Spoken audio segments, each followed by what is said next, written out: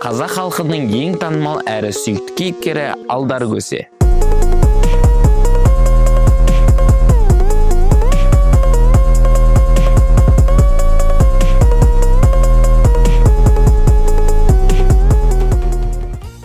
Алғаш рет бұл образды үлкен экранда 1965 жылы қазақ киносының атасы Шәкен Кенжетайұлы Айман сомдады.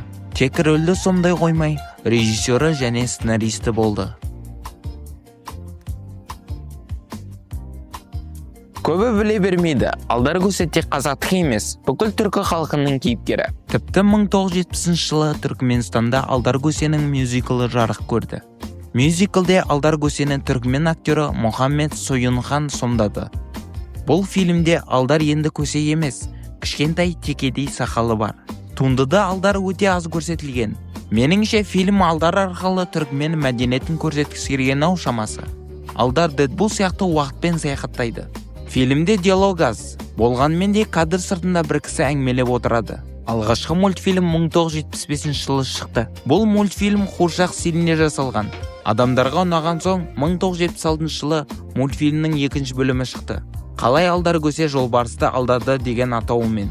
Солай 2004 жылы барлығымыз білетін ЖБ студиясы бізге аңызға айналған Алдар Көсе мен шайтандар атты қысқаметражды мультфильмін ұсынды.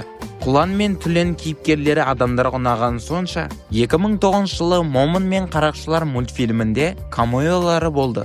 2010 жылы Алматылық Азия Animation студиясы бізге 80 бөлімдік Алдар Көсенің көңілді оқиғалары атты мультисериал ұсынады. Бұл мультфильм әлі күнге дейін бізбен бірге мемдер арқылы танылып жүр. 2011 жылы Хабар телеарнасы Дәурен Серғазинді елімізге танымал еткен Алдар Көсенің 16 бөлімдік телесериалы жарық көрді. Алдардың кішкентай кезін Саныржан Сүлеймен ойнаған.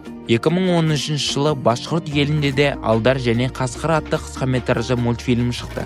Ал 20 сәуір күні Алдар махаббат туралы аңыз фильмі еліміздің барлық кинотеатрларында жарық көреді. Туынды желісі бойынша Алдар жау аумағына кіріп, өз айласы мен достарының көмегімен ғашықтарды құтқарып, соғыстың алдын алуға тырысады. Басты рөлді 15 жылдан кейін қайтау сомдап жатқан Дәурен Серғазин және сериалдың режиссері де Дин Махамаддинов фильмді түсіруге қайта оралған.